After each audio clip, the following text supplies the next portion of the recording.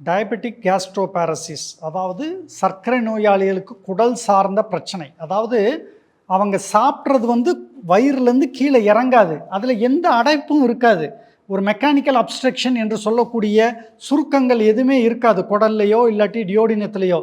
ஆனால் electrification of stomach and duodenum, current cut ஆகிடுது, அந்த ஆட்டோனாமிக் நர்வ்ஸ் நரம்பு மண்டலம் பாதிக்கப்படுது போர்லி கண்ட்ரோல் டயபிட்டிஸ்னால.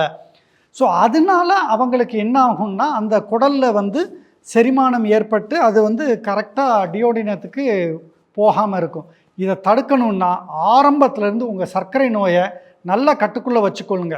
உங்கள் ஃபாஸ்டிங் சுகர் 90லேருந்து 130க்குள்ளேயும், உணவு உண்டு 1.5 மணி நேரத்துக்குள்ள சுகர் 140லேருந்து 180க்குள்ளேயும், உங்கள் கிளைகாசிலேட்டட் ஹீமோக்ளோபின் HbA1c 7% வச்சுக்கொண்டா டயபெட்டிக் நியூரோபதியை தடுத்து டயபெட்டிக் கேஸ்ட்ரோபாரசிஸை தடுக்கலாம்.